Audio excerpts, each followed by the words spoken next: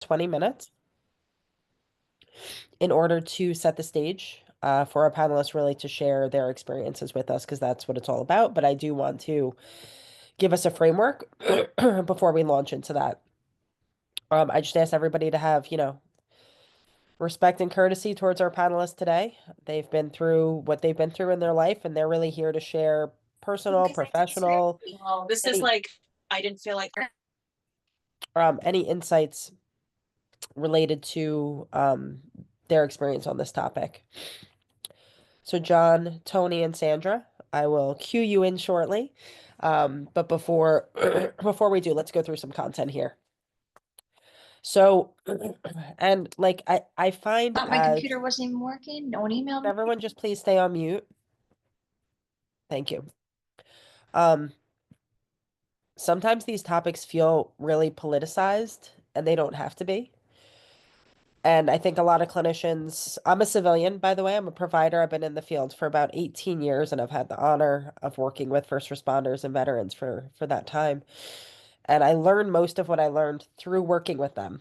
You can't find this stuff in a textbook. I mean, there are textbooks out there that have some information, but what you're going to learn today from the panelists is really firsthand, and that's how I learned as a clinician what to do, what not to do, how to approach therapy, and really how to approach my career in supporting, challenging, validating, all of those things that we want to do as therapists, but with a population that was not my roots, right? I didn't come from being in service myself. So I really had to open myself up to learn from all the first responders that I was working with. So, all of that to say, one of the things I learned early on was many first responders don't want you to be hesitant or apprehensive around topics of politics, spirituality, asking questions, learning more about them as a service member.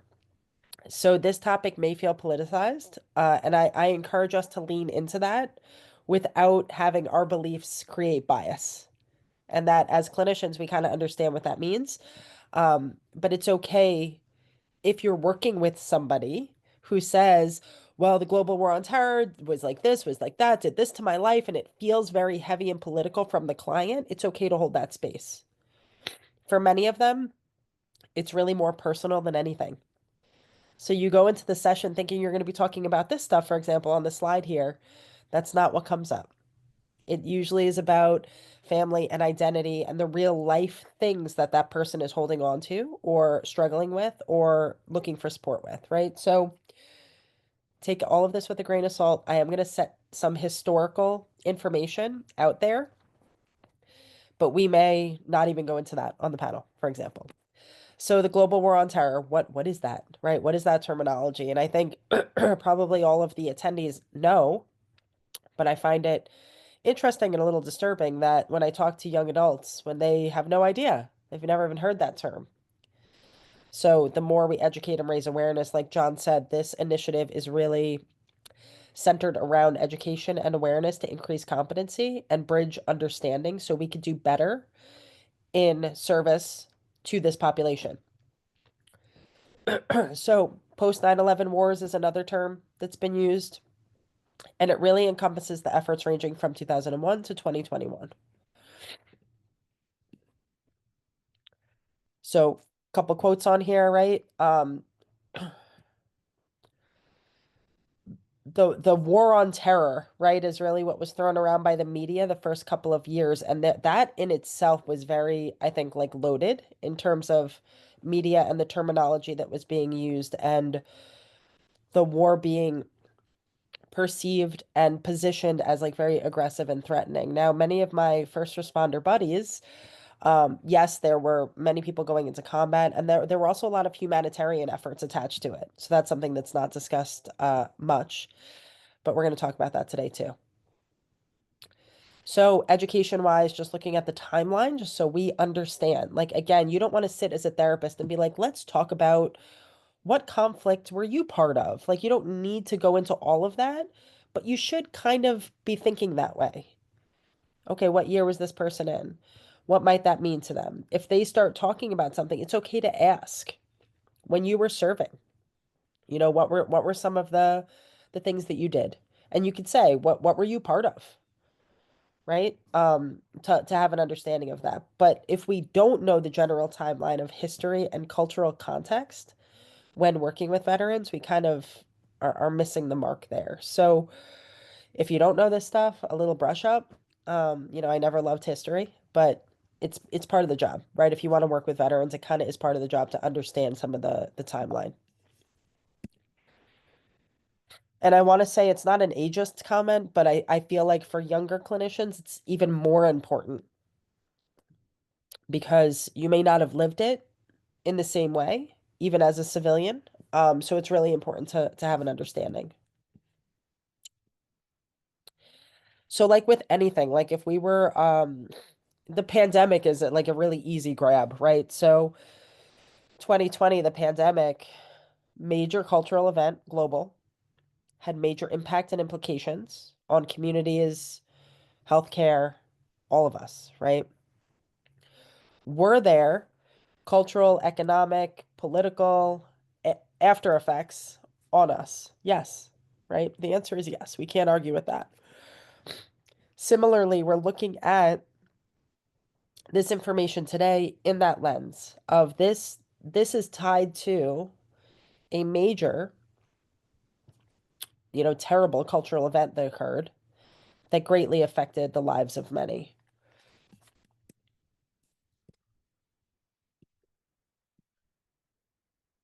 So we're all defined by what's going on culturally in the eras that we exist in, right? So there's the kind of the predecessors, like what came before us, and that informing where we are today.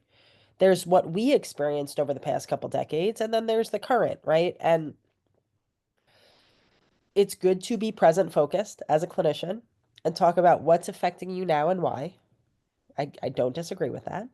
It's also good to look at the landscape of where we've come from over the past few decades and understand how that rolled over.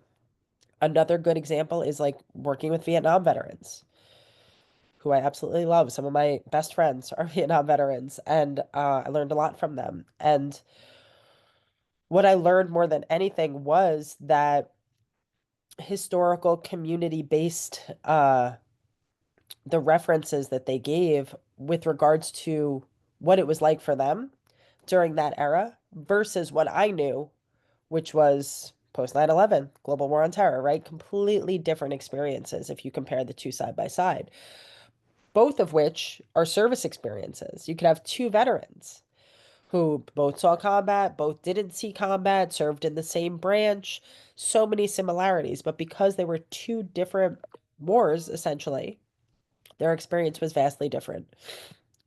So looking at not only that, but also the portrayals from the media, we're going to talk about that in a moment too. Like that has a heavy influence on some first responders and how they may get triggered by something they see in the news, for example, or a headline, or, something that happened years ago that is not being depicted accurately, or something that just happened now that feels like it invalidates their prior efforts. 10 years they spent serving in some capacity, and then they might feel invalidated by something that goes on in the world that kind of inverts the purpose of their service, if that makes sense.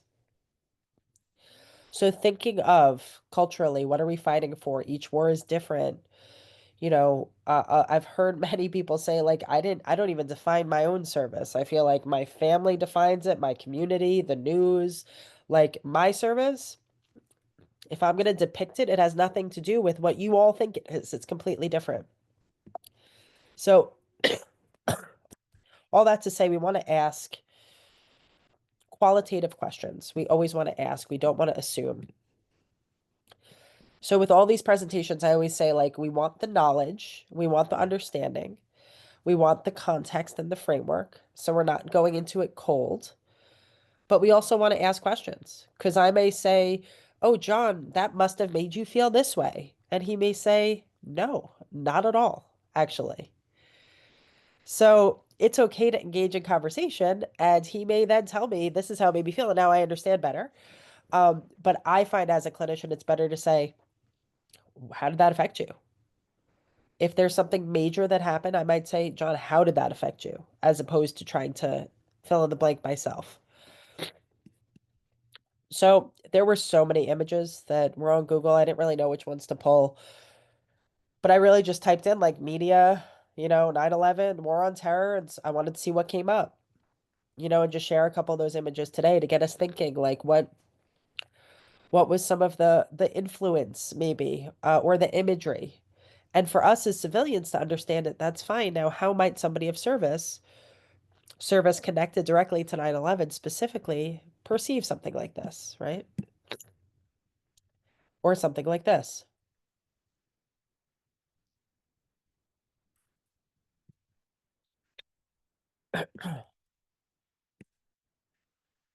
So, understanding also, you have all of this, right? All of this with regards to this topic today that we're centering around, in addition to the fact that every person of service is so different internally, right? So, their branch, their discharge status, the quality of their service, what they did, if they were drafted, first enlisted, right? Their gender, age, family of origin, where they came from. I feel like I always weave this slide in somehow because this is the key to clinicians, I think, working with this population or any population, asking the questions, right? Putting assumptions aside, learning, being smart and in tune, but also, again, open, right? What was the community like that welcomed you home? Is a great question to ask. What did you come home to? And when I say come home, it could be from an overseas deployment or it could be from a base within the United States that's not home. That's another thing to think about, right? Somebody might have stateside service, but still not be home and still have a return to home that shapes how their transition is. Prior disposition is a big one, right? What was it like for you growing up in your teens, in your young adulthood before you joined?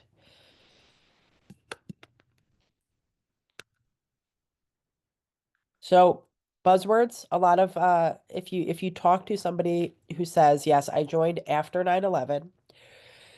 It gave me purpose. I wanted to protect, I wanted to serve." These are some of the buzzwords you may hear.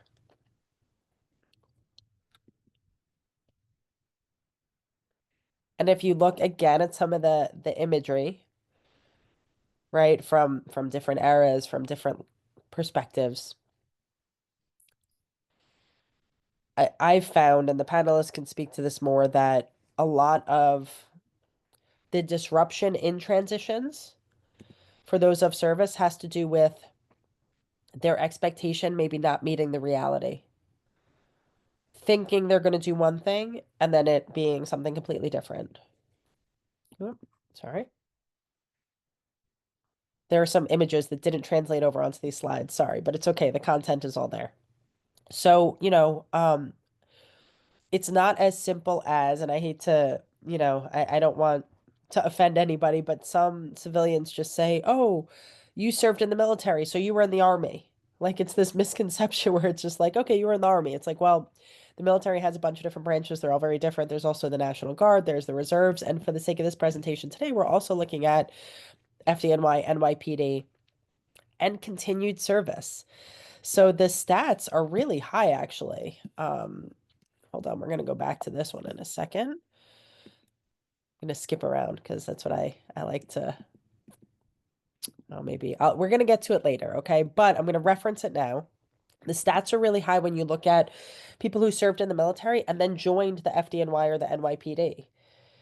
So continued service doesn't always look like staying in the military. It could also look like somebody deciding to be an EMS worker. Now, the one of the cases, and I can't share his name, but it was hugely significant in my career that I worked with, was actually somebody who was in the NYPD in the 60s, and he said that was the most terrible war zone that he ever saw. He then went off to Vietnam. He then came back and joined the NYPD.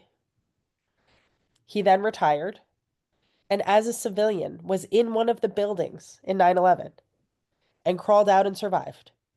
So he was like stacked with all of these things. And I really learned a lot But that continued service idea of like, okay, I said, why did you just keep doing these very high stakes jobs, high stress? And he's like, this is what I'm built for. So we see a lot of that when we're talking about 9/11. Somebody who might be in front of you that is like, if you say, are you a veteran? They might not even say yes. They might say, well, if you say, did you ever serve in the military or did you ever serve in the fire department? Like sometimes the language even. And then somebody starts saying, well, yeah, I was in the army for 2 years and then I came back and then I joined the force and I've been doing that for the past 15 years. You want to get them talking about that because it all, again, paints the picture and enables us to do a better job as clinicians. So I'm going back to this idea of expectation versus reality, right? And it's okay to ask people this. Like, what did you expect? What did you want when you joined? What was your intention? What was your reason for joining? What was your reason for signing on the line, right? And then what happened, right? Was it close to what you were expecting? Was it close to the reason why? Some people joined for the combat efforts. Some people joined for the humanitarian efforts, right? There's rebuilding, there's advocacy, there's working with allies, there's going against enemies. Like there's so many different ways that you can be motivated to serve for an individual, especially someone who's younger and says, okay, I'm 20, I don't know what to do with myself. I'm gonna go to a recruiter, right? It's really good for us to ask that question of what inspired them to make that choice. So when someone is coming to you for therapy, uh, something's wrong, right? They want help, they want support, they want to feel better. It doesn't mean that their struggles are connected to their service, but they may be.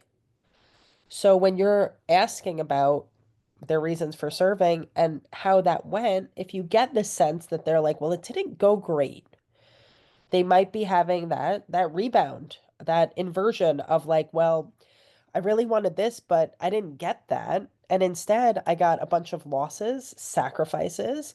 I lost a sense of myself.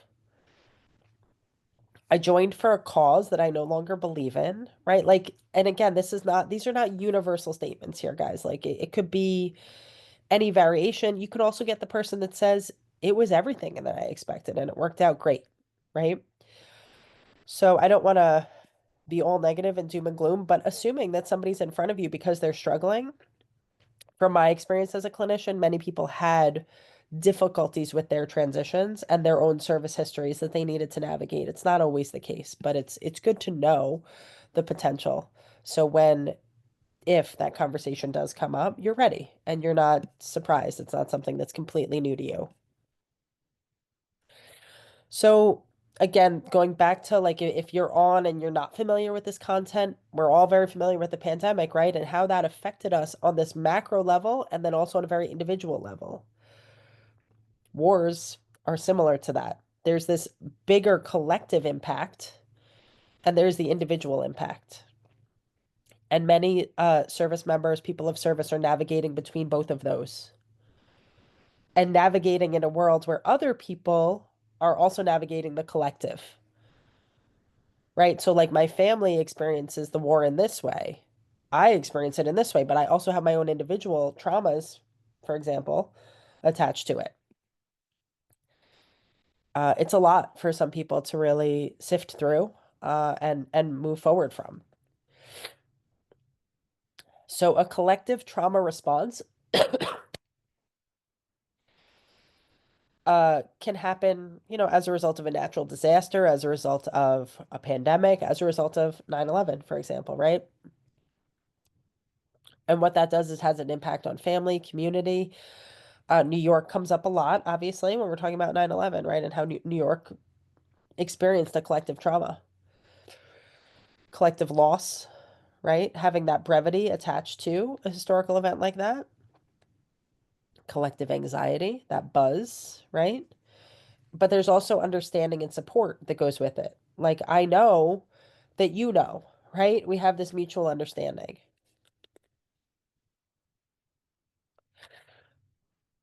So we want to help people to navigate this and raise the conversation without spreading collective anxiety and stress around it. So again, it's kind of this middle ground. Collective stress and anxiety is fed by real life things, right? That are stressful. It can spread from one person to another. I'm thinking this in the context of a group, for example.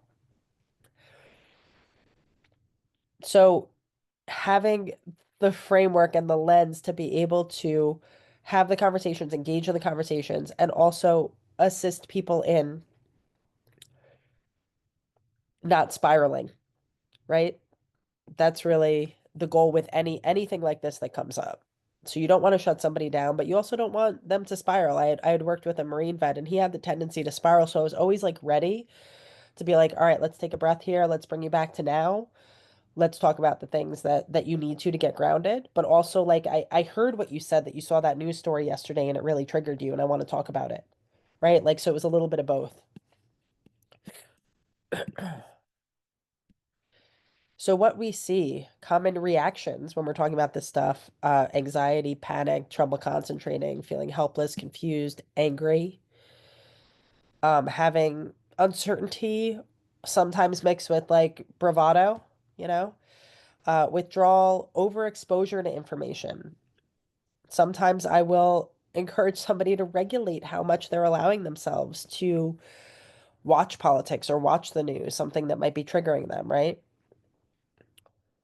Hypervigilance to stress, grief, loss. And then there might be like the excitement or like I'm behind this, right? This is something that defines who I am and this is part of me.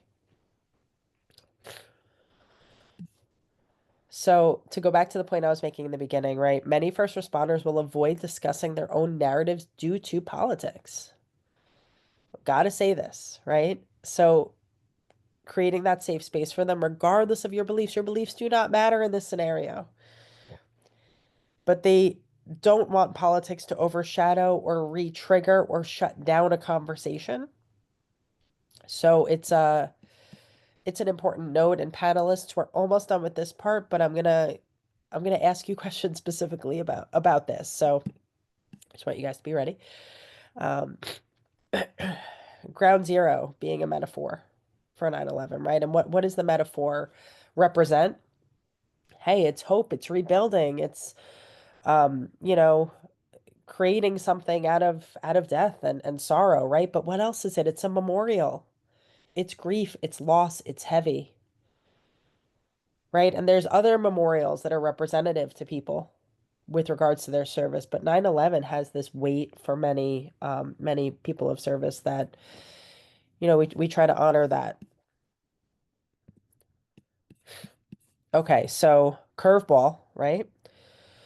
When I was at the beginning of my career, the first 10 years, I worked in a psych hospital. I worked exclusively with veterans, mostly active duty service members. Some had retired and were veterans, but the opioid epidemic was also kicking at that time. And I saw like people coming back and finding medication to numb their pain, right? And it was so accessible. It was just this like a perfect storm where people had post-traumatic stress or depression, anxiety, and they had access to something that would really help them feel better for a moment, right? And then they would become addicted. And obviously, we know what happens after that. But timeline, again, culture, timeline, history, understanding the context of somebody's service. So when we're talking about post 9/11 global war on terror, right after all of that, as we look at this timeline here, it started to rise, access to opioids. Okay. So a lot of challenges facing the first responder community as a result of 9/11, right? There was as we looked at in the beginning, a bunch of different conflicts rolled into the global war on terror. The risk for addiction, um, the rise beginning around '08, so the timing being important when the pain scale was really pushed on everyone. So you have anxiety, stress, pain. What about physical pain? What about people that had physical injuries, right? And then access to self-medication.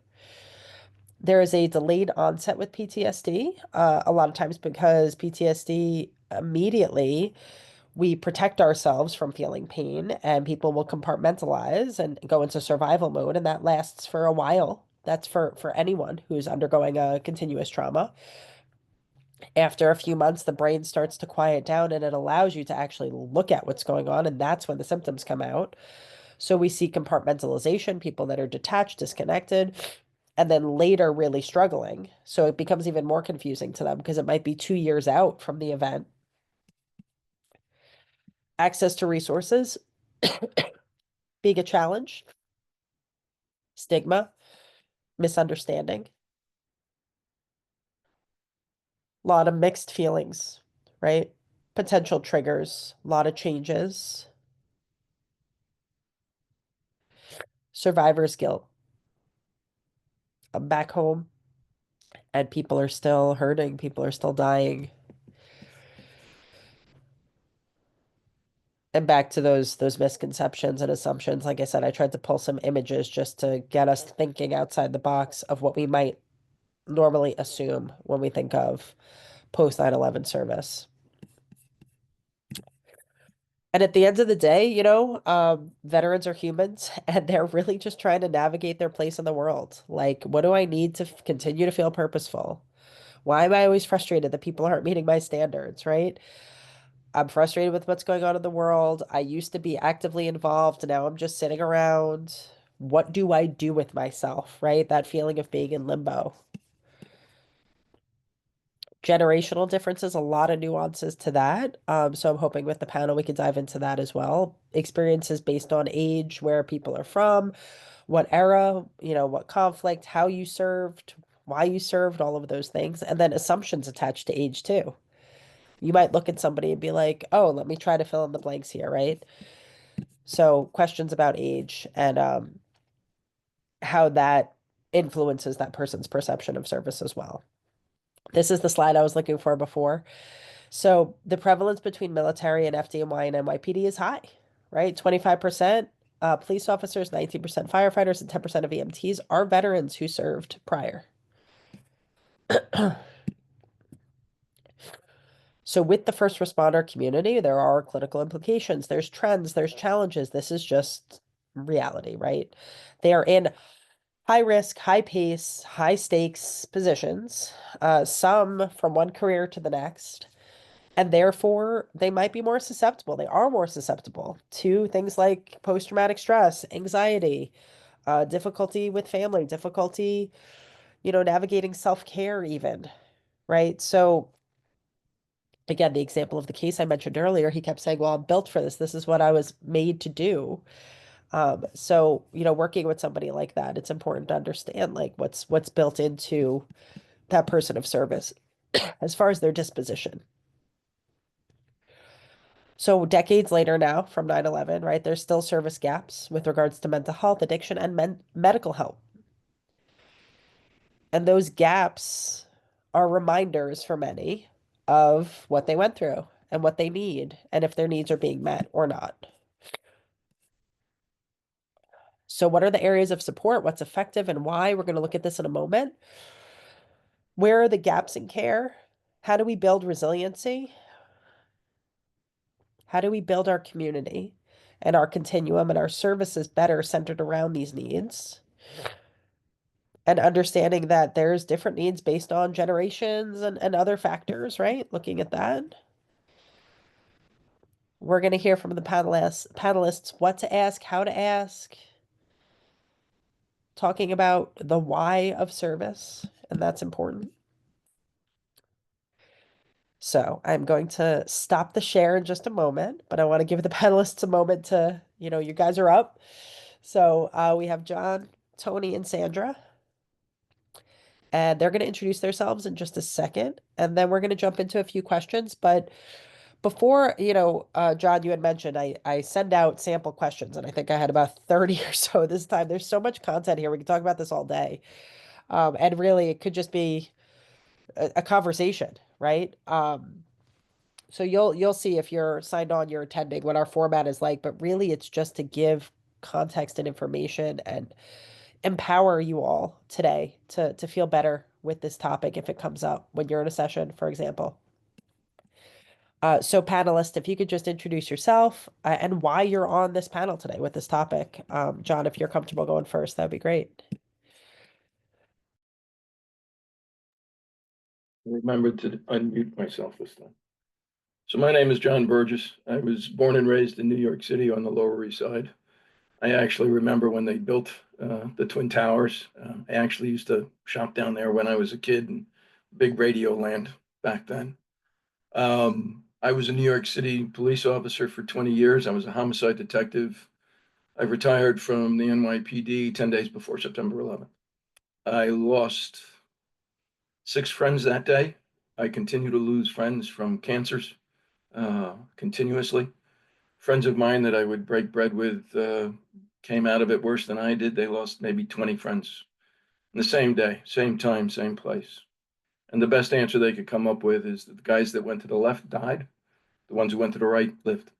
There was no other rhyme or reason to it. Just before that, I decided I was going to become a nurse.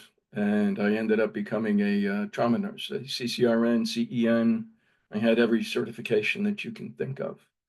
I didn't think of joining the military at that time, right after 9/11, because, well, cops in the military become MPs, and for the most part, you work in a prison, and I wasn't going to work in a prison. And I had a skill set that I was going to develop, and that was becoming a nurse. And I did that for 15 years. Um, I won't give you the long story there. Even the Reader's Digest version is a bit long. I ended up joining the Army Reserves. And a short time later, I was standing in an LZ in the middle of the desert in Iraq in 125-degree weather going, what the fuck was I thinking? But I ended up doing that for 9 years, and I retired from the reserves as a captain with a year in Iraq, 8 months out in the Anbar province, which is where the uprising started, and then 4 months in the busiest trauma center in the world in Balad. That was life-changing. Then after I came out, I continued doing nursing. I realized that my bullshit meter was broken. And I would probably say about 7 years after my time in Iraq, I had a flashback. And, people don't really understand sometimes what it's like, but for a short period of time, instead of in my living room watching a TV set, I was back in Iraq waiting for a helicopter to come in, a Black Hawk, and bring in a trauma patient. And I could smell it, I could see it, I could feel it, I could hear it. I was not home, I was there. And all of a sudden I realized, well, that scared me. And then all of a sudden I realized, well, geez, when I was working in the ER, I would hear helicopters. And so one day when I spoke to my therapist about it, he said, well, you were having an auditory hallucination. I said, well, can you describe it in some way that doesn't make me sound like I'm fucking nuts? He said, okay, you were hearing things. Oh, okay, now that makes sense to me. Then all of a sudden I realized all the things that had happened before that I had just taken and pushed aside. So I left nursing, and instead I decided to work for a veterans outreach program in which I did that for 9 years. It was called the Joseph P. Dwyer Vet to Vet program. And basically the idea was that I had sort of an understanding of what it was like to be a police officer for 20 years. Again, this is the 1980s and the 1990s. So New York City was a different time then. And as a homicide detective, we averaged a murder where I was working, just where I was working, every other day for about 8 years. This is the time when New York City averaged over 2,000 murders a year, as opposed to 400. And I left that, and I actually became a county coroner, which is what I do now. So when they were talking about service, that just seems to be the thing to do. It's part of me. I never thought of it. I never thought of becoming a cop. Nobody in my family were police officers. Actually, there's a photograph of friends of mine that we grew up together playing Pop Warner football. 4 of us became cops. 4 of us did not probably have arrest records. Well, actually, a couple more of us had arrest records. Figure growing up in Lower East Side or in Spanish Harlem, which is where I sort of hung out and lived. But service transcended everything, whether or not it was in the police department, in the military, nursing, veterans programs. So that's basically what I do and what I did. And I thank you for letting me be here. Thanks so much, John. Megan, I don't know if you're able to spotlight the panelists. Do we have Tony and Sandra on? Right now, just seeing John. Once when the others hop on, I'm happy to spotlight them and you'll see when they're on. Okay. I know Tony was joining at 9, so Megan, I don't know if you're able to give him a call while we continue on here just to see if he's having tech issues or not. Sure. All right, John. So it's you and me for now. I Let think me. I'm on. Am I not on? Oh, there we go. I knew Yeah, you. I knew Hey, you were Tori. There he is. here. I'm here. I was looking for Tony, not Anthony. There we go. Sorry, everyone. Oh, yeah. Good to see you, Tony. So can you just tell everyone about yourself and why you're on this panel today? Sure. And listening to John, I'm on the other end of the continuum as far as my service to country. I'm a retired Air Force officer. I served for 20 years, from 1966 to 1986. I never saw combat in my 20 years of military service. Did I have stresses in terms of remote assignments and separation from family and loved ones? Sure. But I have no idea what a combat experience is like. Never was involved in anything like that. I am what's called a Vietnam era veteran, not having served in Vietnam during that period of time. When I was a young man, I can honestly say that I was instilled with the World War II concept of service to country.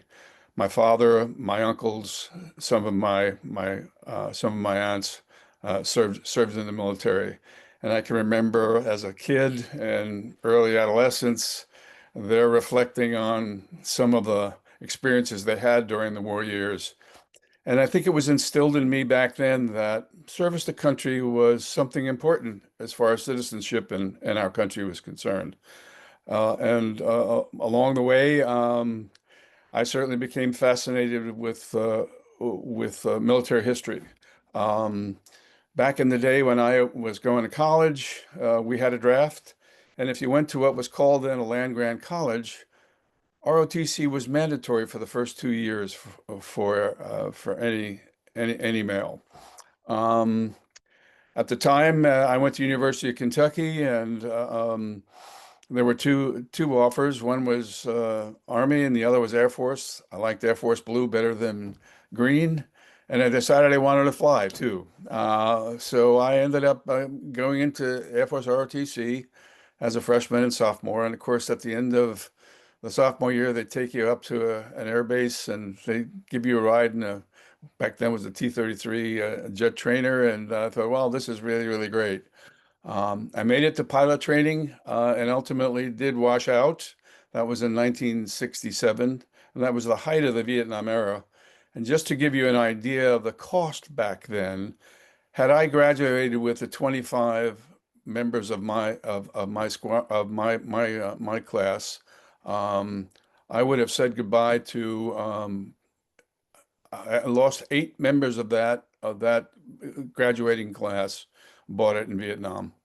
That was what was going on back then as a very young man. I was 22 years old, 23 years old. Um, my Air Force career was a satisfying one, and there's a real dichotomy between being an officer in the Air Force and being enlisted in the Air Force. And I think from a civilian perspective, you need to get a sense of what the differences are in that regard. Um, the services really do depend immensely on what we call middle management now, but the non-commissioned officers are really what we would call in the civilian world the middle managers. They're the ones that are nuts and bolts and the foundation of what military service is all about. They're the ones that really strive to meet mission requirements. One of the things that I loved about the military was the day was predictable in many respects. There's a hierarchy, the likes of which you cannot escape. It's part of the institution. And one of the things I really enjoyed about the military for a very, very long time was the fact that it was an institution that reflected what our country was all about. People from all walks of life were involved. I took much pride in the Air Force because we were the youngest of services at the time. Now we have Space Command. But as an Air Force officer and having been posted on other military installations, including naval bases and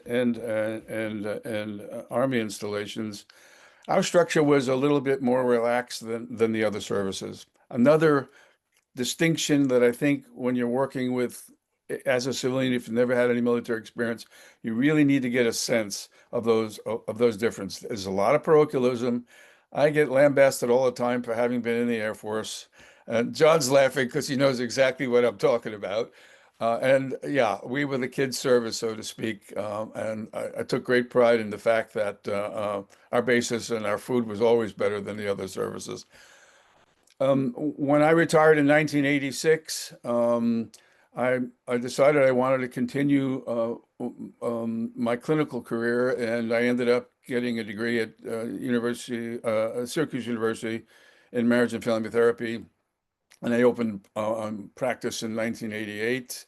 And then have been involved with that for a very long time. I was president of our state organization for quite a while. And was actually president of a state organization on 9/11. And I'll talk more about that, I guess, at a personal level and the experiences I had, because I did serve there for 2.5 weeks, from December 20th of that year to the 5th of January 2002. And I'll hand it over to who's ever going to be speaking next. So, I mean, yeah, you're both great to have on, and the layers of your experiences, I think, are just, incredible to highlight, in terms of perspectives over time as well, and through different capacities, like not just one role, so to speak, right? So can you talk about your experience and perspective of 9/11 and global war on terror and all of that, and when that occurred as it relates to yourself as someone of service? Yes, I can do that. Actually, I didn't find out about 9/11 till about 4 o'clock in the afternoon. I'd been out fly fishing with two friends, brothers, both of whom have passed away. And we walked into a general store and we were getting a cup of coffee. It was probably 4:30, um, and had a banner day in terms of the weather. It was beautiful. And I looked up at the TV screen and I saw images of the planes hitting the towers, and I turned to the young woman behind the counter. I said, "What action film are you watching?" Yeah, and I mean, it was at that moment that I realized what had happened, and I knew at that moment that I needed to go there, and I was going to do my best to get there and be a part of responding to this horrible event. Um, I can remember driving from where we were. We were about 50 miles from home, and there wasn't a car on the road, and the three of us were just reflecting on our respective military careers. The two brothers had also served, um, and I knew that I needed to do something. But also at the time, I was president of our state organization. And I was deeply concerned about how our members would be responding as far as the overall response to the tragedy. I immediately called for a meeting when I got home, and also that was after just checking to see where our kids were. Our adult children, one was living on 62nd Street, and my son was living in Hoboken, and for some reason had missed the train that went under the towers, because he worked at One Penn Plaza, and they were fine. I had kids overseas that were trying to get a hold of us, trying to get a sense of what had happened. One of the big struggles I had was trying to find and navigate a way to getting to serve down there.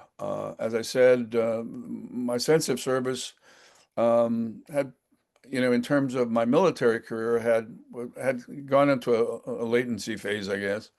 but it had kicked in, and I knew, as I said, I needed to get back there to do that. One of the problems that we had back then, we who were marriage and family therapists in the state of New York, we hadn't achieved licensing yet. It would be another 3 years before we would, and that was a really, really struggle to convince Red Cross that, hey, we have the credentials. I had 13 years of clinical experience under my belt already, and I was doing work with military families because I was living alongside a military base, Griffiths Air Force Base, which was active at the time. Well, I had closed by that time, but I had been involved with that. I ultimately did get there in December of that year, December 20th. One of the things that clearly was in evidence was how many people, literally thousands of people, had responded to wanting to get down there and serve. And that was one of the things that I really, really have taken to heart all these years and longed for. The sense of camaraderie, nationalism, dedication, people from all walks of life coming together. We were Americans. It didn't matter what our credentials were, what our backgrounds were. We were there to serve. And there was a really strong effort for contributing to the common good. What I'd like to do maybe later on, I'm assuming, is I'd like to talk about some of the experiences directly, unless you want me to do that now, Aynisa. You want me to do that now, or? Let's go back to that. So we'll have John talk and then we'll go right back into that. Okay, Yeah. okay, yeah. So on September 11th, right after the first plane hit the towers, my wife called me. I had, like I said, retired 10 days before, and I was working as a security guard in a hospital as I was putting myself through nursing school. And she told me about the towers being hit, and I said, I'm going down. And she said, no, you can't leave. We had a young daughter. She said, you can't go. I said, I'm going. You can't leave. I got my gun, got my shield. My team was working that day. So if you look on a detective's schedule, you know what you're doing a year in advance. My team was working. My team was down there.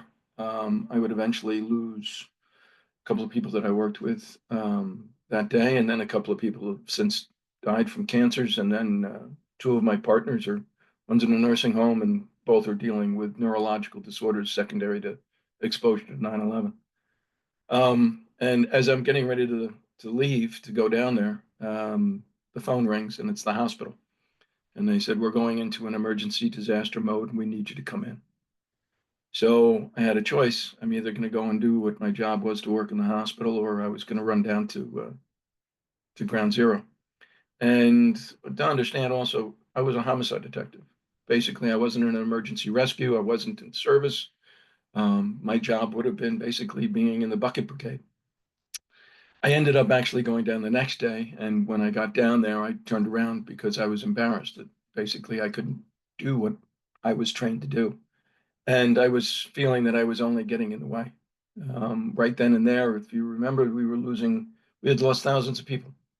And so people are now spending most of their time trying to identify them, find them. And again, I would have only been in the way. So I went back to do what I had decided was going to be my next career, which was nursing, and to concentrate on that. Amazingly enough, many of the people that were in my nursing class were actually wives of firefighters and police officers. And two of them left the class because both of their husbands were killed on 9/11. Like I said, friends of mine that were police, had passed away, and it gave me the resolve. It sort of told me that this is what I'm supposed to be doing. You can't do what you want to do. You can't be where you want to be. And I think I spent the next 20 or 30 years of my life, 20 years, trying to make up for the fact that I wasn't there, and that I lost friends that day, and that I should have been there. And one of my partners, a few years after 9/11, turned to me one day and he said, if you and I had been working together, we would both be dead. And I said, why do you think that? He said, because we never stand in the right place where you're supposed to be. We're always doing something else, doing what we think is right. As an example, there's a picture of Moira Smith. And I knew Moira. female police officer, and she had actually taken care of my mom. One day, my mom was older, was deaf as a doornail, and sometimes when you couldn't get in contact with her, you'd call the local precinct. It was the 13th precinct. That's where Moira worked. And I also called my mom, who actually lived on 23rd Street, and out her windows, you could clearly see the World Trade Center. And I told her again, don't go anywhere, just stay where you are. And she would call me up, crying because she's looking out her window at what's going on. And we all spent the rest of the day, I'm working in the emergency room, waiting for casualties that would never come, and directing people who are looking to give blood to the American Red Cross and to, New York Blood Bank. And you sort of feel impotent. You sort of feel like you should be doing something other than just standing there when other people are doing stuff that are trying to save lives. Very few of them actually would be saved. And I'd learned what it's like to be in mass casualty situations 3 or 4 times later on in Iraq. But that's sort of like the impetus that gave me the desire, that gave me the drive to do what I continue to do every day because of the feeling that I should have been there. Thank you, John. Really well said. Tony, did you want to go into your experiences as well? Yes, I arrived down in New York City on the 20th of December, and was at the first meeting, which was uptown, got a briefing on what our mission was and where I would be assigned. We had 2 locations. One was the big white tent, which was a football size tent that was situated right alongside the pit. It was where all of the people in the recovery effort and would come in, and if they were coated with the debris, they had to be cleaned up, change clothing, and so forth. It was a place for rest and getting a good meal and just sitting around and hanging out and just waiting for their next shift to start. The Red Cross, which I was a part of at the time, had a small presence there, not a very big one. Our mission primarily was what we framed the phrase first of psychological and emotional first aid. But it wasn't something that was necessarily mandatory. What we were supposed to do is just kind of get a feel for who wanted to talk and who didn't. And we basically sat down with people who were coming up out of the pit and chatted with them, had a cup of coffee, listened to their conversations, the likes of which had nothing to do with what was going on down in the pit. It had everything to do with what was going on in the rest of their lives. One of the things that I became painfully aware of was some of the coworkers that I was with, some of the mental health professionals, were really, really struggling with the traumatic environment that we were in. They were absolutely not prepared to deal with this immense scene of destruction, the assault on the senses in terms of the noise, this massive pit that when you walk to the edge, it's one thing to see it on TV, it's another thing to be there and actually what was going on. The noise, but probably the most important, the most haunting experience there was the scent, the smell of what was going on there. When the wind blew, it was everywhere and it was inescapable. It was something that to this day is still indescribable to me. And my thought was to those workers that were down in the pit, because they were immersed in the dust. And what we were talking about there were remains of human beings mixed in with all of that. That was probably the most challenging experience for me. I don't call it trauma. For some reason, I was able to function, to keep a focus on what what my work was to be, and I was more of an observer and a listener, and in certain respects, there were those that wanted to be comforted. We in the Red Cross had a small sectioned off area where we had some lazy boys and some beds where folks could come in and just get an hour or 2 hours. And their concern was not oversleeping the time they had to rest. And we said, hey, no sweat, we got you guys covered, and it was great. One of the things that I noticed that was really quite to this day, I think, is still not really recognized to any great extent.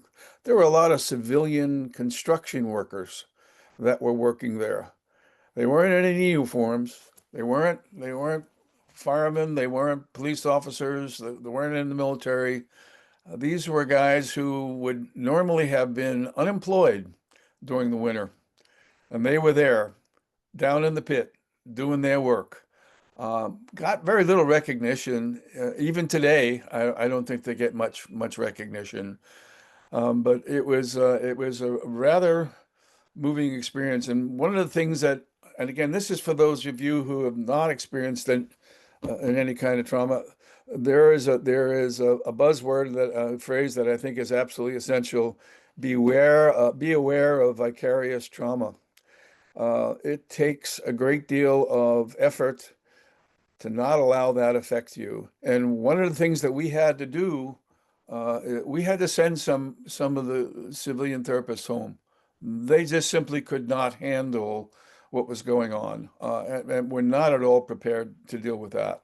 And I think that is a risk that any of you who choose to work with, particularly with military folks, you really need to be prepared to deal with some pretty terrible stuff, particularly for those that have been involved in combat and have witnessed life and death situations.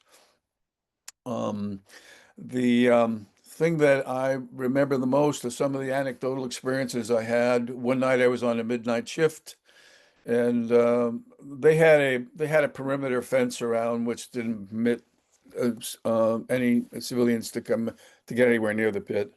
But because I was in the Red Cross, I could walk from where we were located in the big white tent to St. John's Trinity Church, which was on the other side of the pit. And we were just delivering some urns of coffee to people that were just resting in the pews at St. John's. And we heard a call from two women, a younger woman and an older woman, and they asked if we would talk with them. They wanted an escort over to what had been a temporary exhibit of that had been set up, memorial that had been set up for people who had died and were still missing. And they wanted to post a photograph of this young woman's husband, who was very, very much with child at the time, and this older woman who was a British woman. She had just arrived in the States. It was her son that had died. It's one thing to hear about the numbers and the statistics. It's another to see and to experience what the loss is like for the loved ones. It's a ripple effect, the likes of which they're never going to get over. I stayed in touch with her for mom for about 8 years, but I think she moved back to England to be with her mother-in-law.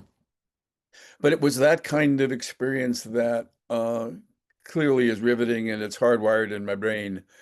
The other part was while I served there at Ground Zero for that week, I went over to the Family Services Center, which was over in Brooklyn. And there we were working with individuals who, quote, lived in the shadows of the towers before they fell. And these were the little people. These were people who had small businesses and maybe lived in a bit of a hovel of an apartment down in the Lower East Side, down in the Bowery, and etc. They were there trying to get some some relief, both financial and looking for support. And again, there were so many cases there. And again, there were individuals there that were doing the work, the processing, that were just overwhelmed by some of the stories that they were hearing. How one person had stayed in, and she was an example of many. They stayed in their apartments just covered with dust for days and didn't leave. That kind of trauma was so profound for them. There was one story that I heard while I was there. We don't know whether it was real or not, but a small Asian woman had come back into the center and wanted to return $500 because she felt she had been overpaid as far as, you know, the compensation for that she had been awarded. Uh, Stories like that are just, you know, they're just really amazing. I think one of the things that I have done over the years since then, I'm never one to really participate in public ceremonies. I have always since then taken time to just reflect privately. I find that to be far more comforting than not. I visited the memorial 6 years ago, and frankly, I was deeply disturbed by what I saw. It was a party atmosphere for so many people, and that's sacred ground. And that was really troubling. I don't know what it's like now, but that really was a very troubling experience. Again, I miss the loss of camaraderie, the sense of purpose, um, our you know our commitment to this country. We weren't Republican, we weren't Democratic, we weren't conservative or liberal. We were just Americans, and we were from all around the country. That was such a beautiful experience. I long for that, particularly in these times that we're living in now. And I'll stop right there, Anise. Denise, can I just add something to what he was saying? Absolutely. Yeah. Yeah, I mean, I feel the same way. I don't go down to any of the services. I've been down there once or twice. Actually, I did a couple of Tunnel to Tower runs, and I can't go near the place. I mean, because you get there and, you know, there are the names of the guys that you worked with, and Yeah. there's nothing you can do. They're there. And one of the things that, you know, people understand is that when they would excavate from the pit, what they do is they bring it out to Staten Island to a giant Air Force or airfield, and they'd spread it out. And then what the detectives and the cops' jobs were was to go through all of the debris and find body remains and find, you know, identification and find pieces of human beings. I was a homicide detective, like I said, in New York City. I was used to that. That was something, you know, we did during the gang wars and the crack wars and two riots and, you know, you name it, that was something we did. But for a lot of people, it overloaded the the senses. You know, it was just too much, and it was something that they had never done. And that was one of the things that when I went overseas, I one of the things I found out that was different. It was a whole different ball game. I mean, I've investigated the murder of infants that have been sodomized and murdered, and children that have been cut up, and all of that. And it just that's what I did. But there was a difference between death and dying. And when I was overseas, that's when you learned the difference. That the people that were in front of you, you get 20 or 30 people coming in at one time, they're dying, as opposed to, you know, you hate to be cruel about it, but, you know, when you triage something, which is what all the places, Beekman downtown, St. Vinny's, all of these other hospitals, they were prepared to triage to get everybody in to do what they had to do, and nobody came. There was, you know, they had a grand plan in place that was never executed because there was never a need. But day in and day out, people went down there, and that was their job, was to find parts of human beings to see if that they could make an identification. And then, you know, knowing people over in the medical examiner's office, you have to imagine what that was like and what it continues to be like to be able to do DNA. You know, it still affects a lot of the people. And like I said, two of my partners both have neuromuscular diseases because of 9/11. One of them survived. I have a draft card, but nobody at my age was going to Vietnam. It was the end of the war. He was in Vietnam. He was in the airborne. He survives Vietnam. He survives Hamburger Hill. He comes back home. He survives 3 riots, police department for 22 years. And he's dying from being down at 9/11 and picking up buckets of debris and dumping it into a bigger bucket of debris. It's kind of hard for people to get a grip on that. And that continues today. Every once in a while, you may hear of people that have passed away that were known. I saw somebody making a mention about the masks down at Ground Zero. If we ever find that young lady who said that the air is fine, you have my permission to beat the snot out of her. But again, a lot of times you would see people wearing the masks around their neck because they were very uncomfortable. It's not a comfortable thing to be wearing. And N95 masks, unless you're properly fitted, they don't do anything, because the air finds its way around if it's not fitted properly. So you can't blame them. But again, it led me to join the military, and that led me to go to Iraq, and that led me to help other first responders and other individuals. And I'll make one comment if I can. It has nothing sort of like to do this, but if people remember Newtown, and 2 things just as a therapist, not to say. One of my friends was a police officer in Newtown, and he went to a therapist and said, well, when you went into the room and you saw dead children, how did that make you feel? And he said, how the fuck do you think it made me feel? And the day you understand that is the day I'll come back and talk to you. And he got up and he laughed. But the people that were there in Newtown as the cops have this very tight group.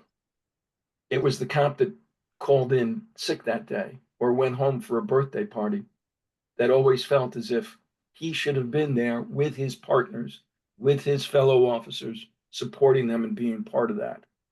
And it's those guys that are having difficulty because they weren't there and they should have been. And I can understand that feeling as well. So I just wanted to add that. And not all of us go to parades. Not all of us, stand there. And there's a couple of songs. I know that there's one about, it's about Australia. But it's like, people are marching in the parade. And sometimes I wonder why. But there's a pride to it. And I'm not saying that I'm not proud of what I did in my services, both in the police department and the military. It's just I don't like telling people about it. Yeah. Aynisa, if I may, there are two other comments I'd like to make about my experience there. Yeah, Tony, I definitely want you to make those. And then after that, I do want to introduce Sandra into the panel as well. But please go ahead, Tony. Okay. The first is witnessing the ritual of the work that was done in the pit.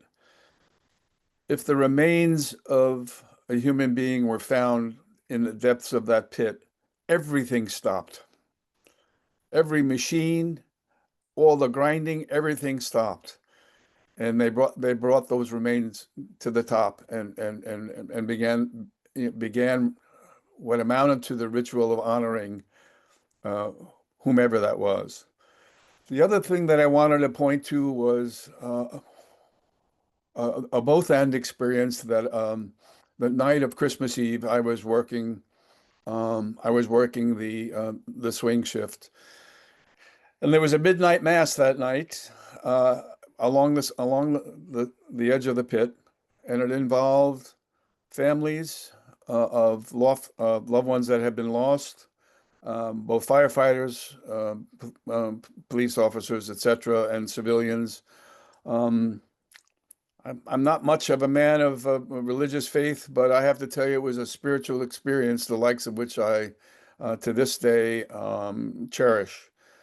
The most important part of this experience, though, was while I'm at that mass at graveside, at the pit side, I'm having a grandchild being born uptown in New York, in New York Medical Center, and I walked that morning from Ground Zero up to that hospital and saw a granddaughter of mine that was born that day. And again, it's the both and. the horrors that we can experience as human beings and the beauty of what we can experience as human beings. And to this day, I have a special relationship with her. Needless to say, she'll be 24 this year. And I just wanted to reflect on that. These are the kinds of things that remain with, I think, people who have experienced tragedy. And I think it's really important then when we do have a traumatic experience that we recognize it's not an either or world that we're living in. It's a both and world that we're living in, that there are many, many positive experiences that go along with the trauma that we witness or experience. Thank you, Tony. And I do love that without prompting, you both are going into the layers of the experiences, both positive, negative, and everything in between. Like it's not linear, right? And I think that that's so important for people to hear. So, and it's hard stuff to talk about. So I do appreciate it. I do have more questions. But Sandra, I do want to welcome you to the panel as well and see if you want to chime in and just tell everybody about yourself and why this topic's important to you. Okay, I'm trying to adjust my camera, but I apologize if it's not. Can you hear me? We can hear you. We just can't see you. Okay, yeah, for some reason my phone's being ridiculous. One of the biggest things with being a part of Ground Zero or responding to it was that I finally had that hard stone knowledge of the okay of the fact that although I had skills, they meant nothing. Because as much as we trained and thought we were going to go be, I don't know, the grand savior or whatever, we were minute. When we pulled in, initially the first responders, we had a turf war because we were perceived more as an intruder than a helper. And it was a fight over jurisdiction.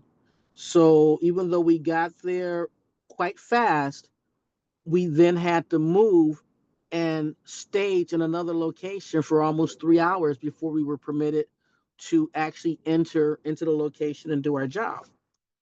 And then once we got there, the area was surreal because all you saw was a big gaping hole with part of the building's stairs, almost like a dollhouse setting, with lots and lots of dust floating and almost like it was a fog.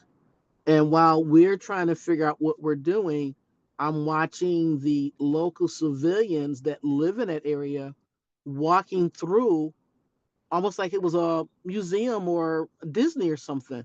And they were not fazed that much about the dust and debris that they were walking through. It was just this power thing of like they were telling the world they weren't going to bend. And that was quite interesting. And there were areas where there were street vendors, and you could see where their food carts were and the dust all over it. And it just looked like we were in a whole different universe. And as much as we trained, and my job was to do counterterrorism, and this was nothing that we had prepared for. And so we moved through doing different things. And then we were told that when we would go out to test, that we couldn't tell our counterparts because the information would be considered classified. And we were also told that we could not wear our protective gear at that time because we did not want to frighten the civilians.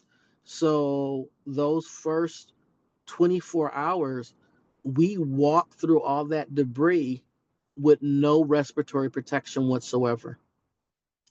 And all we had on were our flight suits because that's what we wore inside of the butyl rubber encapsulated suits that we wore. But it was different. And that's why I love the Eagles song, Where Were You When the World Stopped Turning? Because it was like we were not anywhere that we imagined. And I was serving during that time. It wasn't a matter of me, running in and saying, oh, because of ground zero, I'm going to go fight. And what happened was I switched over to Chem Bio like 18 months prior because of the fact that I had noticed that the way we had changed our healthcare system, that there was no more knowing from the cradle to the grave. And as I learned more about biologicals and chemical agents, I found that a lot of their signs and symptoms simulate a natural cold or something. And if you are sick and runny nose, you want to go see your doctor, the first thing they say is, oh, do you have a fever? No. So and so, no. Oh, well, wait 3 or 4 days and then come back and see us, if you still got a problem. And that was the reason why I decided to do the job that I did, because I was concerned that with that break of our medical care, that we would need people, and I wanted to be one of those that was trained that if something like that happened, we can respond.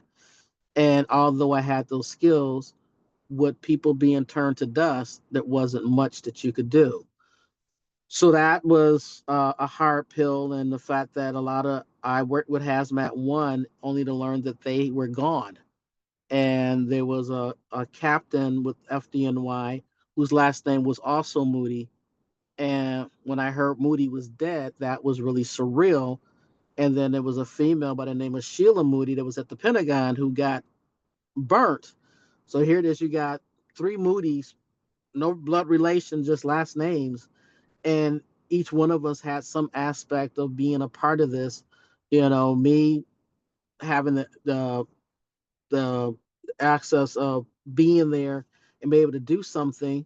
And although I worked, I'm not sure if I felt in a lot of ways that I didn't make a difference because I could make it better. And it took a long time to realize that being there and doing what I did made it better in some ways, but it broke that illusion of some of the things I think we get hyped up in with thinking that being in a uniform and serving gives you this magnanimous ability to always fix things. So being a fixer and can't fix and having to accept my mortar limitations was a huge blow. And I used to have dreams of, those looking for me want me to save them and that I couldn't. So that is a reality that I live with. Um, I did go back to ground zero after the towers were done, but I went with my son because a lot of people were making different statements, and some of them I felt were either half truths or pumped up in ways that was given misinformation, and I wanted him to understand it from a different perspective. And so I went with him, and he then got to see it, and it was a I don't know, it was a good bond and a better understanding. And I remember taking a picture of a nice older Hasidic gentleman with his granddaughter that was sitting on one of the benches inside of there. And it was nice to see that even though we suffered great destruction and huge loss, I saw hearts mending and I saw value being acknowledged to those that we had lost, and a huge amount of respect being shown in the areas that I was at that time for those that we did lose. I choose not to go back because it's too painful, but I am pleasantly pleased and sort of a form of hope by what they did do. So that was my experience. I stay away from the news around September 11th, and I just veg out, either going into the woods, or now that I got my house, I'm digging holes in my garden and putting in fresh flowers just to avoid thinking about the sadness. So yeah, I still do more of avoiding it and isolation during that time. But it's getting better. It's getting a little bit easier. And yes, I still get emotional when I think about it, but it is healing. Sandra, thank you so much. Really well said. We're happy to have you on today. So that brings up, I wanted to ask like what recommendations you all might have for engaging in these types of conversations for the attendees, for example, who are on as clinicians. Communication tips, pointers, what to say, what not to say, how to bring this stuff up. But something Sandra said kind of made me think to ask one thing kind of first and tied into that. We talked about collective response versus individual response. Have you ever, I'm sure this has happened to you, like have been in a situation where somebody's talking about like their experience of 9/11 or the global war on terror, any of that as a civilian, and you were like, what the heck are you talking about? Or it triggered you or made you feel a certain way because it was there. That's like the collective response, paired with your personal experience. Has that ever kind of like rubbed you the wrong way or maybe somebody said something right, that felt in alignment? But I think Um, just if you have moments like that, it might give some insight to the attendees. And then after that, I am going to ask also just about like clinical needs. Like what would you say people need in terms of engaging around these conversations or services that have been helpful or anything like that? Sorry, Sandra, go ahead.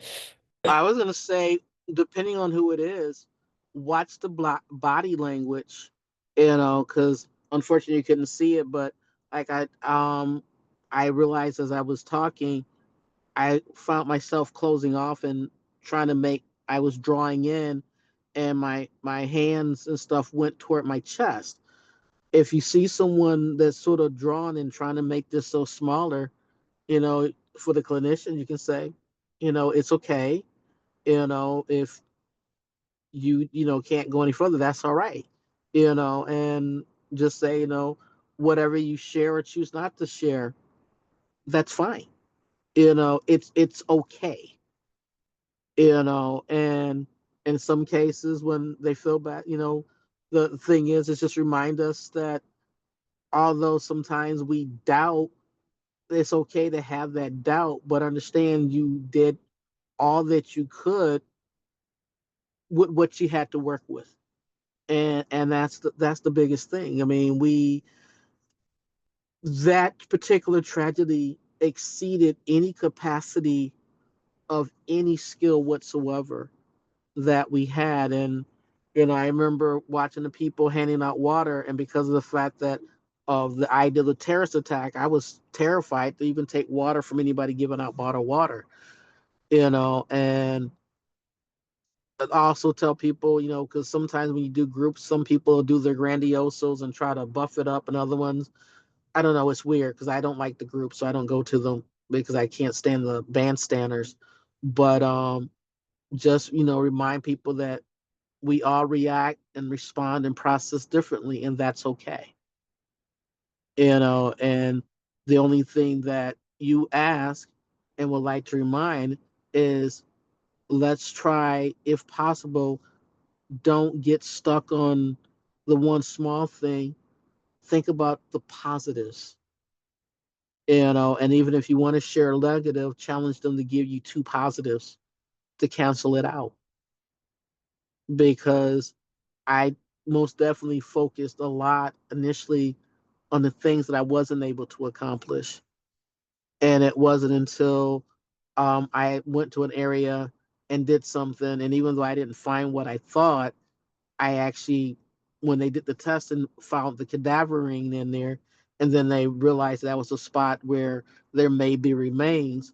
So even though I didn't get the outcome I was looking for, I got something that was useful in helping them find where other people may have been um, uh, went home, for lack of a better term, that they were not able to come out, but at least we have a location where some individuals may have been. So there was a trace of humanity there that they could work from. And hopefully that information gave some family member closure. So, you know, I can say that my positive is that with the work that we did, we were able to give some family closure. And so really push on trying to help people see the light and all that dust. Thank you so Okay. much for that. John, go ahead. I was gonna say, Sandra will know, I was a medical officer for Red Dragon, which is the largest biochemical warfare exercise in the country. Somebody said something to me when I was down there with one of them, and he said, well, it wasn't the planes that crashed into the building that, there was, explosives inside the building, and this was a conspiracy. And he was another officer for another unit. I told him, I'm going to give you an opportunity to step away from me and never talk to me again, because otherwise I'm going to beat the snot out of you. Get away from me. I can understand people having an opinion like that, but they were nowhere near anything that ever happened there. They were never part of it. They were never a member of any of the services. They didn't know any of the people. Most of the people that I knew, like in Truck 2, Truck 1, emergency services that Sandra had mentioned, and the response teams, they're all gone. These are guys that you just had breakfast with, or were at a crime scene, or were just at a homicide with, and they're gone. So no, don't, if you have that kind of an experience and it's based on being, in the middle of the state, nowhere near any of this experience, keep it to yourself. And you said in the beginning about all of these different things about avoidance and anger, and I've done every single one of those boxes within the few days. I can't watch 9/11 anymore because I'll watch two families start mentioning the names and I'll start to cry and I'll stop. I've watched a film or two and then all of a sudden I realized that, well, there's a guy that was a cop with me and he became a fireman. He died. How come I didn't know that? Or there's a guy that I used to work with and he disappeared. How come I didn't know that? And I couldn't watch them anymore. So on 9/11, I get a little wonky, and I just try not to think about it. And I've explained this to my therapist a couple of times. For me, it's like Christmas, in a sense that it's coming, the date it's going to be there, and you're coming, and you're getting closer, and you're getting closer to it, you're getting closer to it, and then the day comes, and then on September 12th, it's like everybody forgets, and it's all gone and nobody does anything about it. I will tell you though, one thing, just to end on my part of it, there are funny stories, believe it or not, on 9/11 down at the pit of things that people did. But again, you have to have the sense of humor of a cop, fireman, military, because our sense of humor is a slightly different sense of humor than other individuals. Warped might be the proper term for it. But if you ever get bored one day and you want to hear a funny story about 9/11, it has to do with the rescue of a cat. Um, I will share that with you. But just don't take anything for granted. And unless you were there, don't tell anybody that you know how that feels. Um, you can ask them, how does that make you feel? What do you think about it? Why do you think that happens? Um, but to ask somebody, how does that make you feel? What do you think it would make me feel like? But be aware of it. And that, I know a guy that was a doctor down in Beekman downtown. His biggest thing was he was standing there, he was a trauma surgeon. That's what he did. That was his life. And he stood there waiting for no one to come. And that was really heartbreaking for him. And I know what it's like to be in the middle of a trauma center during, mass cows, and Sandra knows as well. And, you gear up for that. You're up, you're at your top of your game. You are waiting for these casualties to come in because you can save them. And then they just don't come. And it's a different feeling than being over there and knowing that you did something positive. It's an empty feeling, I think. There should have been something there, whether you succeeded or failed. At least you tried, you were doing something as opposed to just standing there and waiting.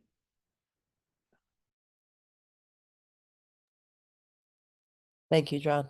I think that gives really good perspective for people to hear.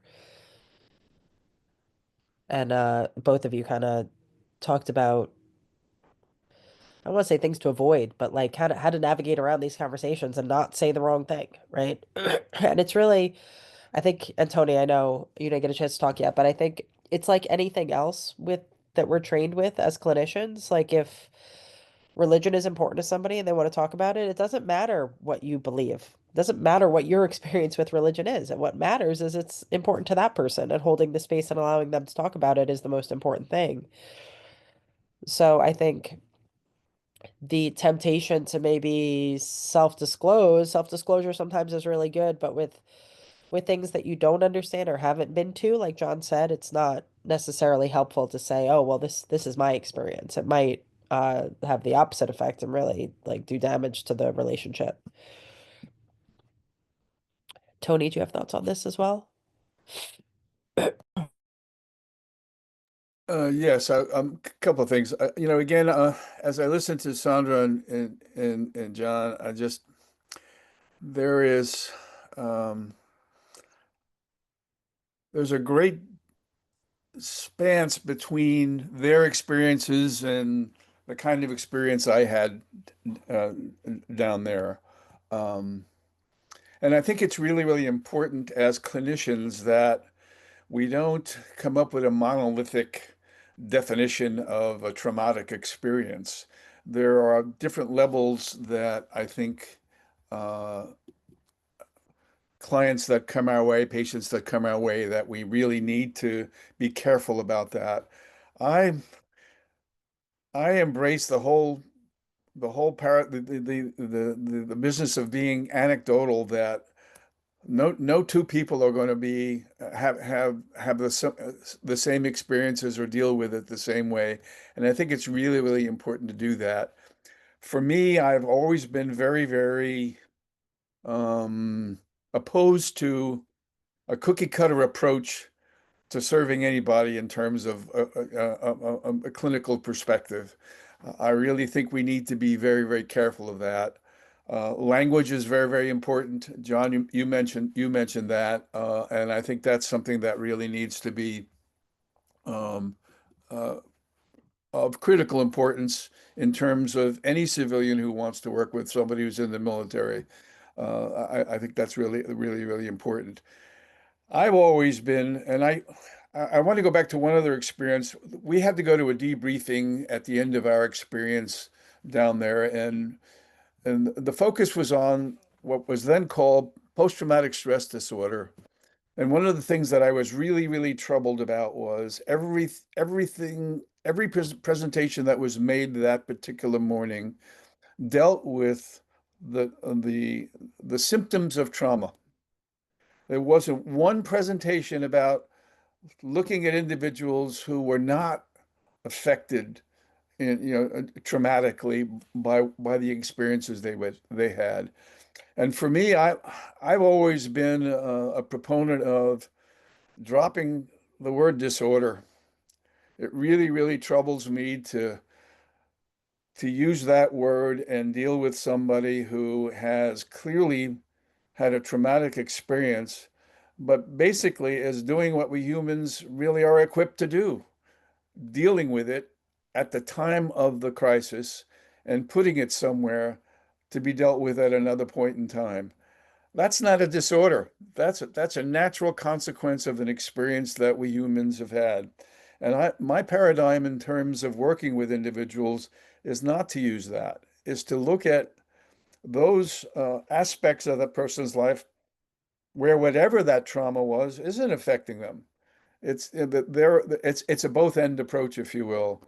And I'm still to this day a major proponent of that kind of work. I think the effectiveness I've had as a therapist over the years, and by the way, I am retired now, was in fact by taking this kind of approach rather than implicitly or explicitly talking about there being something wrong with my patient, my client, as a result of the trauma they've experienced. I don't know if that is important to anybody out there, or if anybody wants to challenge me on that. That's fine. But that's how I've worked over the years, and I think it's something to consider. I agree with him 100%. Don't tell me that I'm broken. Help me understand what's going through my head, but don't tell me I'm broken. I'm I'm getting through this, but I agree with you, Tony.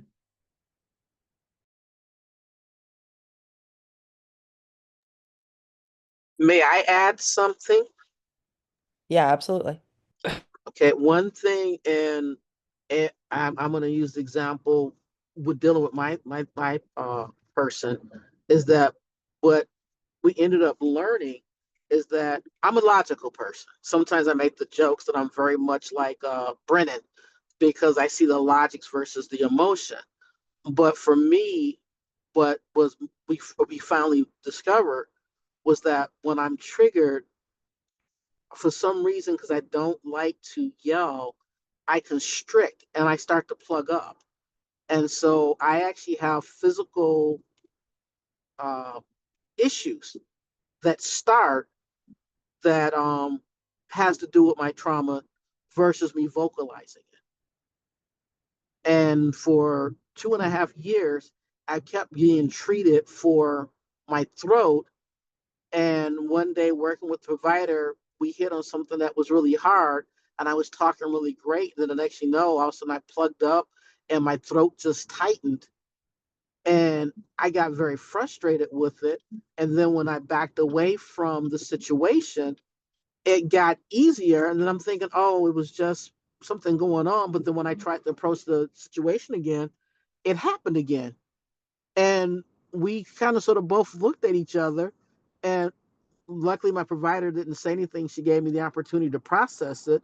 But as I start processing, I then realized it was the discussion and not the throat. And then once I started paying attention to it, I ended up having less time in the ER than prior to knowing what it was. And that was something that was really weird, but that was one of the issues for me is that my vocal cords would tighten. I would actually plug up almost like I got a head cold, and it would just come out of the blue when I was dealing with the things that stressed me from the various traumas. So I would like to say, if you can, watch not just the verbal and the body movement, but pay attention to some of the physiological changes that may happen when you're discussing things with the client. And, maybe pose the question, wow, are you okay? And, and ask, if it's at once they calm down, ask if does it happen other times, and ask them to make notes, or if they would be willing to maybe journal when it happens and see if there's a common denominator. And just make the question. Don't use it as, oh, I think that's your trauma. Let them discover it on themselves, because we bullheaded people, we don't listen. We hear it, but we don't, because we're not ready to receive it.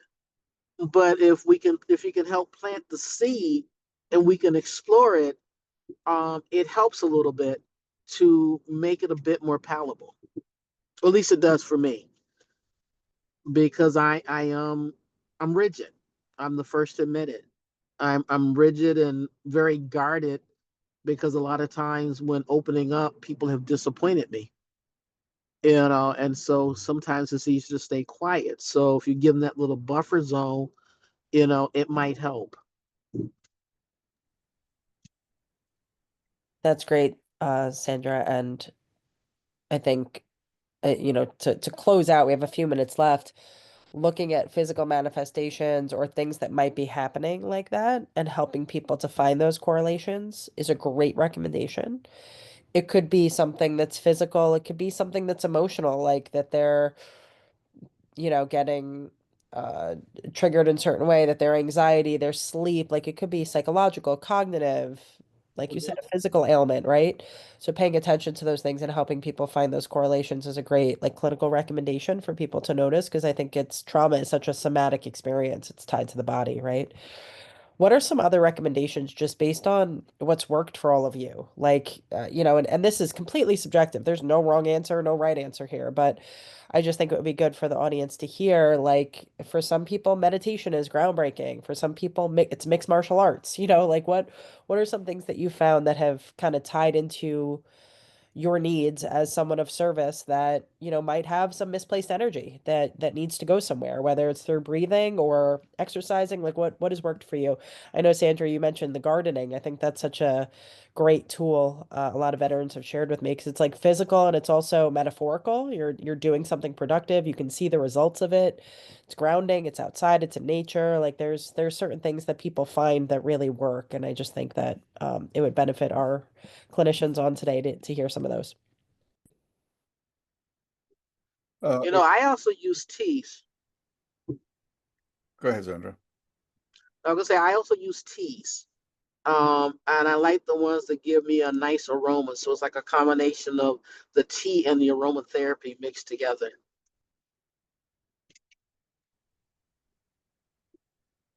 That's great. Yeah, and I think when you think about stress and trauma, we all know what that feels like. It's mind body.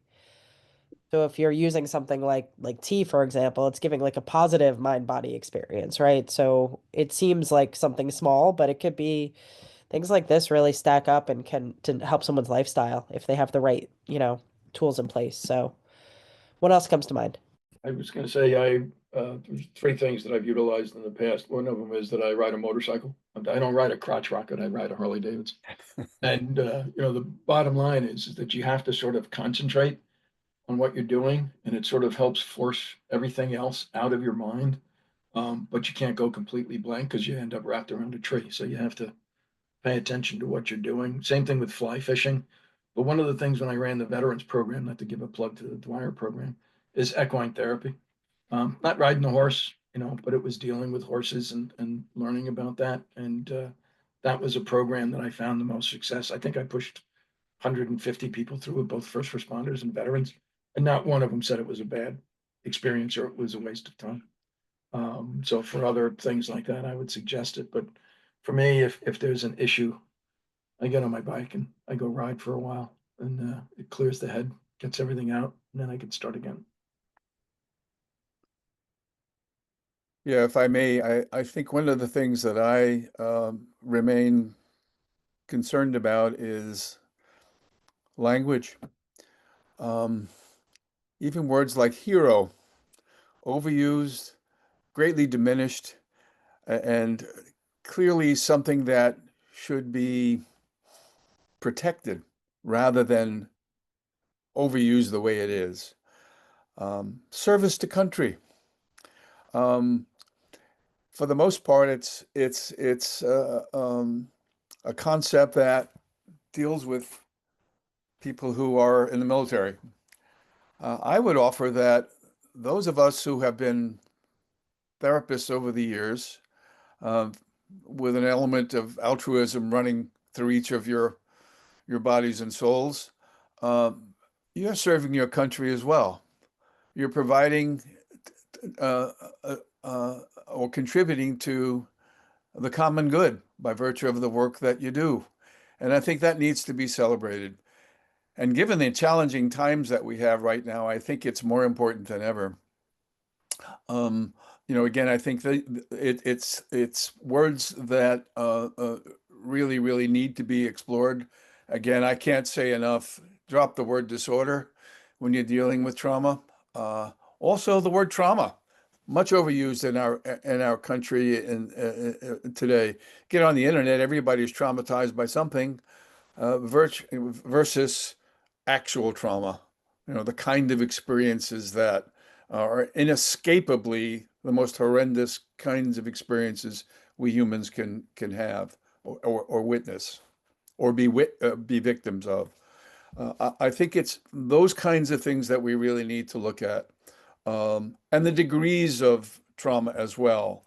Um, I've sat in group sessions where somebody talked about being traumatized because they forgot to get a present for their kid.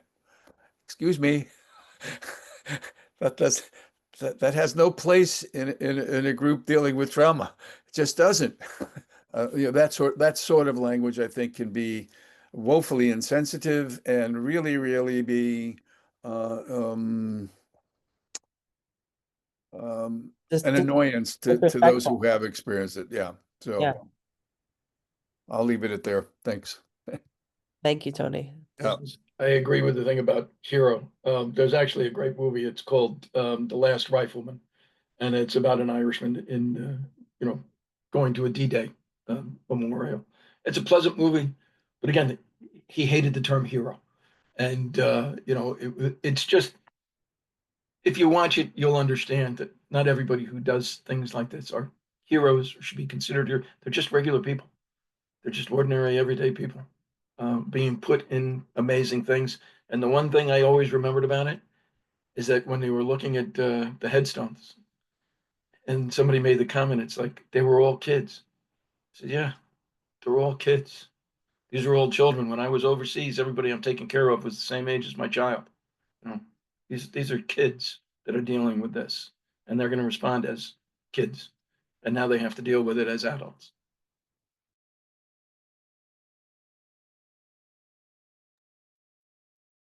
There's a question that was, let's see, was Susanna asked about, do any of you find today's political tension triggering because of your 9/11 experience? Absolutely. The lack of history in some of is apparent in a lot of the comments that are being made. Who's controlling the narrative today as far as the political perspective on anything that that is occurring in our country?